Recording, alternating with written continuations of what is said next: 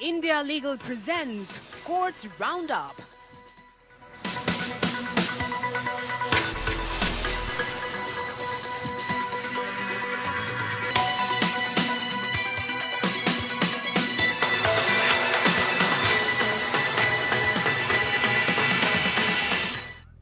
नमस्कार, courts roundup में आप सभी का बहुत बहुत स्वागत है। मैं हूं आपके साथ वक्ता दुबे और इस बुलेटिन में अगले आधे घंटे हम आपको कोर्ट से जुड़ी तमाम छोटी बड़ी खबरों से रूबरू करवाएंगे। कोर्ट की कार्यवाही और सुप्रीम कोर्ट से लेकर हाई कोर्ट और लोअर कोर्ट तक के फैसलों को आपके सामने भी रखेंगे। लेकिन आगे बढ़ने से पहले एक नजर डाल लेते हैं अब तक की हेडलाइंस पर।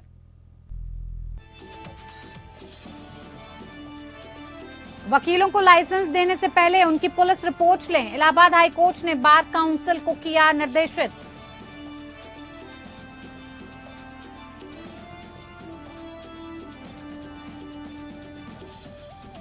संसद की सुरक्षा में सेंध के मामले में 6 आरोपियों की पटियाला हाउस कोर्ट में पेशी, पुलिस ने की आरोपियों के पॉलीग्राफ टेस्ट की मांग, अगली सुनवाई 2 जनवरी को होगी।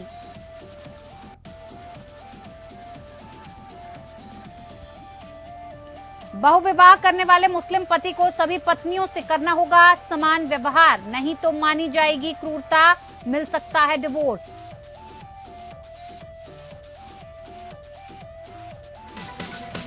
India Legal presents Courts Roundup.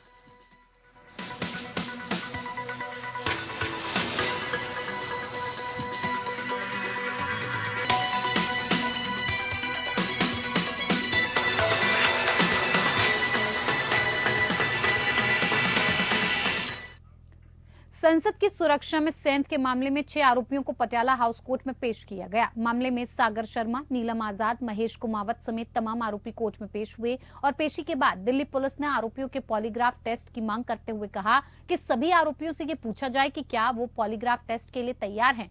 Court को ये बताया गया कि लीगल रिमांड काउंसलिंग अभी दिल्ली में उपलब्ध नहीं है और इस पर कोर्ट ने कहा कि लीगल रिमांड काउंसलिंग से आरोपियों की बात करना जरूरी है और फिलहाल वो उपलब्ध नहीं है। वहीं दिल्ली पुलिस ने कहा कि इसकी वजह से हमारी जांच में देरी होगी। पुलिस ने कोर्ट से कहा कि किसी दूसरे लीगल रिमांड काउंसिल को बुला लिया जाए। पटियाला हाउस कोर्ट इस मामले पर अगली सुनवाई अब 2 जनवरी को करेगा और उसे दौरान आरोपियों को अर्जी की कॉपी भी दी जाएगी। दिल्ली हाई कोर्ट ने इस मामले में एक आरोपी नीलम आजाद को फिलहाल नहीं मिली राहत। दिल्ली हाई कोर्ट ने नीलम आजाद की याचिका पर जल्द सुनवाई की मांग को खारिज करते हुए कहा कि उनकी इस अर्जी पर जल्दी सुनवाई का कोई औचित्य नहीं है।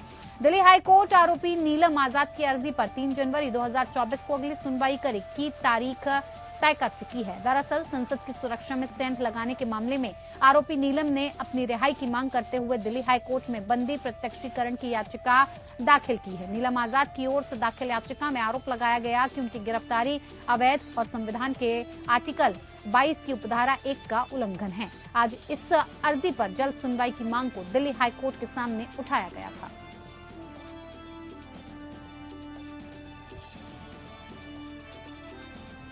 इधर इलाहाबाद हाईकोर्ट ने बार काउंसिल को निर्देशित किया है कि वकीलों को लाइसेंस देने से पहले उनकी पुलिस रिपोर्ट मांग ली जाए और उसके बाद ही उनकी लाइसेंस को प्रोसेस किया जाए और वकालत करने की इजाजत दी जाए। न्यायमूर्ति सौमित्र दयाल सिंह और न्यायमूर्ति विनोद दिवाकर की खंडपीठ ने कहा, ऐसी प्रक्रिया ये सुनिश्चित करेगी कि आपराधिक इतिहास वाला व्यक्ति bar council of Uttar Pradesh से लाइसेंस प्राप्त करने में सक्षम नहीं है। कोर्ट ने अपने ऑर्डर में कहा कि इसमें कहा गया है कि पुलिस रिपोर्ट प्राप्त होने से पहले एक अंतिम लाइसेंस जारी किया जा सकता है और यदि बाद में पुलिस से कोई प्रतिकूल रिपोर्ट प्राप्त होती है तो अनंतिम लाइसेंस रद्द किया जा सकता है। न्यायालय ने एक शिकायत से संबंधित याचिका पर सुनवाई करते हुए निर्देश पारित किए जिसमें आरोप लगाया गया था कि 14 लंबित आपराधिक मामलों वाला एक व्यक्ति, जिनमें से 4 में उसे दोषी ठहराया गया था, ऐसी आपराधिक पृष्ठभूमि को छिपाकर कानून का अभ्यास करने का लाइसेंस प्राप्त करने में सक्षम था। इस तथ्य को ध्यान में रखते हुए कि याचिकाकर्ता द्वारा दायर शिकायत सितंबर 2022 से लंबित है, अदालत ने राज्य बार काउंसिल को अनुशासनात्मक कार्यवाही यथासंभव शीघ्रता से शुरू करने और पूरा करने का निर्देश दिया। अधिमानतः 3 महीने के भीतर न्यायालय ने यह भी चिंताजनक पाया कि 14 मामलों के आपराधिक इतिहास वाला एक व्यक्ति कानून का अभ्यास करने के लिए लाइसेंस प्राप्त करने में सक्षम था। न्यायालय ने यह भी चिंताजनक पाया कि दलीलों के दौरान आपको ये भी बता दें कि ये कहा चाहे कि सभी आवेदक जो आपराधिक आरोपों का सामना कर रहे हैं या दोषी ठहराए गए हैं वो अपने आवेदन करने के चरण में बार काउंसिल को उसके बारे में सूचित करने के लिए बाध्य हैं।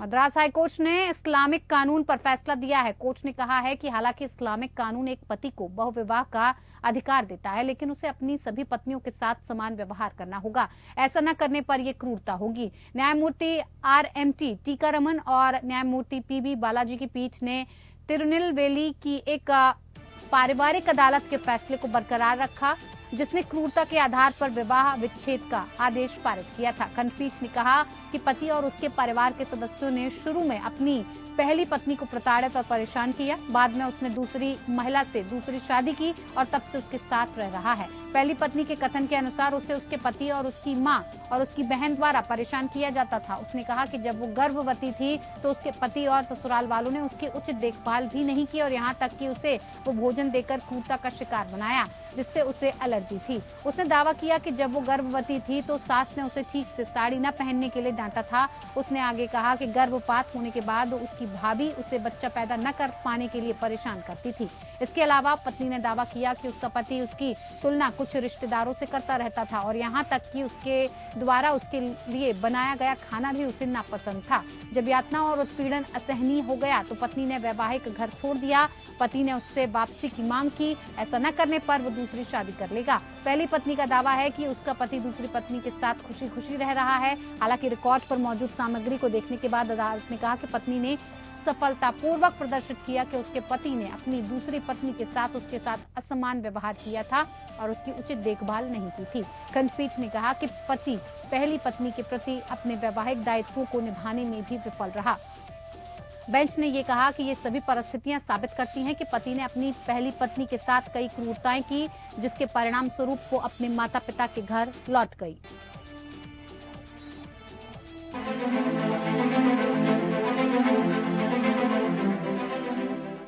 सुप्रीम कोर्ट ने संसद सदस्यों और विधानसभा सदस्यों के खिलाफ लंबित आपराधिक मामलों के शीघ्र निपटान की निगरानी के लिए कई निर्देश जारी किए हैं। Chief justice DY Chandrachud, justice JB Pardiwala और जस्टिस मनोज मिश्रा की पीठ ने कहा कि सुप्रीम कोर्ट के लिए राज्यों में लागू समान दिशा निर्देश बनाना मुश्किल है। कोर्ट ने अनुच्छेद 227 के तहत अपनी शक्तियों को लागू करके ऐसे मामलों की प्रभावी निगरानी के लिए ऐसे उपाय विकसित करने का काम हाईकोर्ट पर छोड़ दिया। साथ ही पीठ ने लंबित मामलों के शीघ्र निपटान की निगरानी के लिए दिशा निर्देश जारी किए।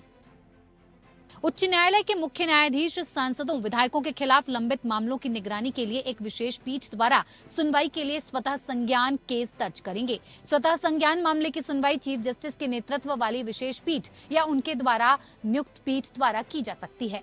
स्वतः संज्ञान मामले की सुनवाई करने वाली विशेष पीठ आवश्यकता महसूस होने पर मामले को नियमित अंतराल पर सूचीबद्ध कर सकती है।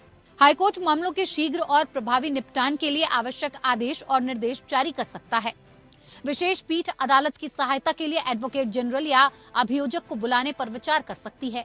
हाईकोर्ट को ऐसे न्यायालयों को विषयगत मामलों को आवंटित करने की जिम्मेदारी वहन करने के लिए प्रधान जिला एवं सत्र न्यायाधीश की आवश्यकता हो सकती है। हाईकोर्ट ऐसे अंतरालों पर रिपोर्ट भेजने के लिए प्रधान जिला एवं सत्र न्यायाधीश को बुला सकता है। नामित अदालत प्राथमिकता देगी सांसदों विधायकों के खिलाफ मौत या आजीवन कारावास की सजा वाले आपराधिक मामलों को, 5 साल या उससे अधिक की कैद की सजा वाले मामलों को। अन्य मामलों को ट्रायल कोर्ट दुर्लभ और बाध्यकारी कारणों को छोड़कर मामलों को स्थगित नहीं करेगा। चीफ जस्टिस उन मामलों को विशेष पीठ के समक्ष सूचीबद्ध करते हैं जहां मुकदमे पर रोक लगा दी गई है, जिससे ये सुनिश्चित किया जा सके कि मुकदमे की शुरुआत सुनिश्चित करने के लिए रोक आदेश को हटाने सहित उचित आदेश पारित किए गए हैं। प्रधान जिला एवं सत्र न्यायाधीश नामित अदालत के लिए पर्याप्त बुनियादी सुविधाएं सुनिश्चित करेंगे और प्रभावी कामकाज के लिए ऐसी तकनीकी को अपनाने में भी सक्षम बनाएंगे। हाईकोर्ट वेबसाइट पर स्वतंत्र टैब बनाएगा जिसमें दाखिल करने के वर्ष, लंबित विषय, मामलों की संख्या और कार्यवाही के चरण के विवरण के बारे में जिलेवार जानकारी प्रदान की जाएगी। न्यायालय ने स्पष्ट किया कि विषयगत मामलों की निगरानी करते समय विशेष पीठ ऐसे आदेश या निर्देश पारित कर सकती है जो शीघ्र निपटान के लिए आवश्यक हो। याचिकाकर्ता ने जन प्रतिनिधित्व अधिनियम के प्रावधानों को चुनौती दी है। Bureau report, APN news.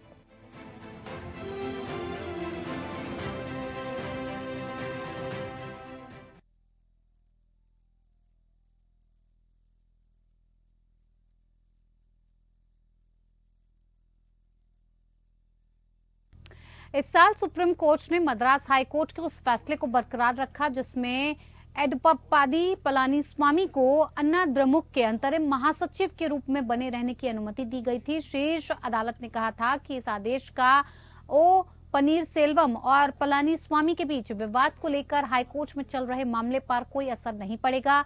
11 जुलाई को एआईएडीएमके जनरल काउंसिल ने एडप्पादी के पलानीस्वामी को पार्टी का अंतरिम महासचिव नियुक्त किया था। बैठक में कोऑर्डिनेटर और कोऑर्डिनेटर पदों को भी रद्द कर दिया गया और इससे पहले कोऑर्डिनेटर का पद ओ पनीरसेल्वम के पास था। सुप्रीम कोर्ट का फैसला इरोड ईस्ट उपचुनाव से ठीक पहले आया है, जो एआईएडीएमके के लिए महत्वपूर्ण है।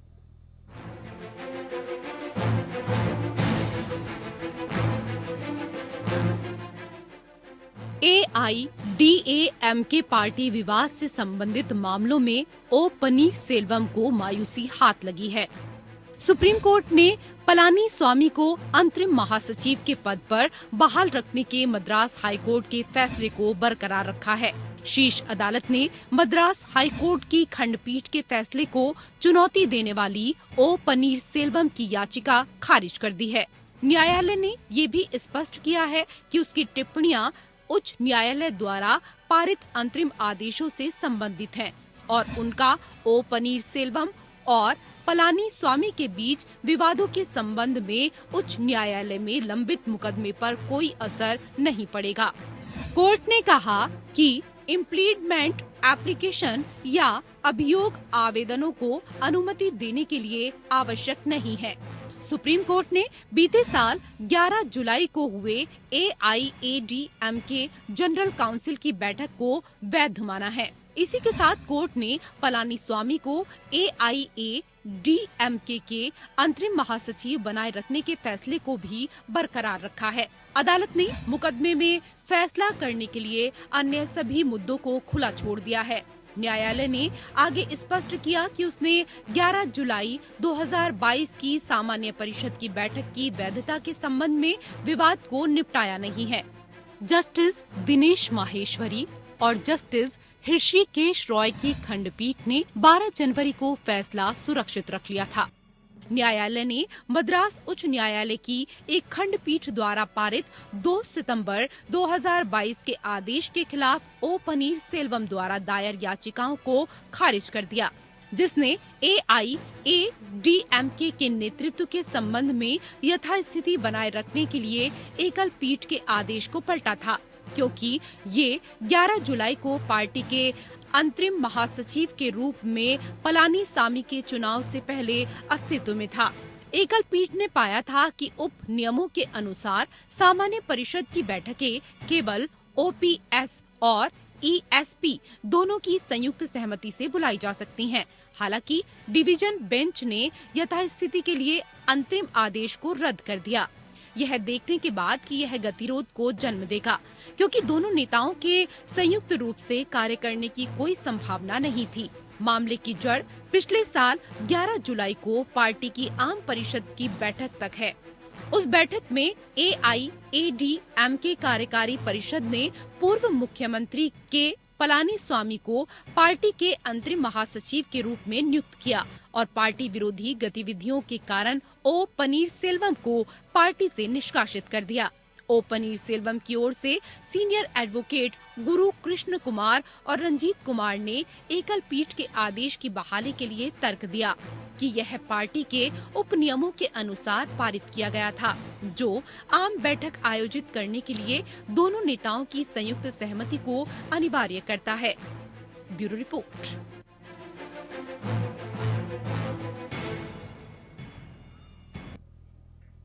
इस साल देश की सर्वोच्च अदालत से देश के विपक्षी दलों को एक बड़ा झटका दिया था। सुप्रीम कोर्ट ने कांग्रेस सहित 14 विपक्षी दलों की एक याचिका पर सुनवाई करने से इनकार कर दिया, जिसमें केंद्रीय एजेंसी सीबीआई ईडी के दुरुपयोग पर रोक के लिए दिशा निर्देश जारी करने की मांग की गई थी। कोर्ट ने कहा कि नेताओं के लिए अलग अलग नियम नहीं बना सकते, उनके अधिकारों का अगर हनन होता है तो वो कोर्ट आए।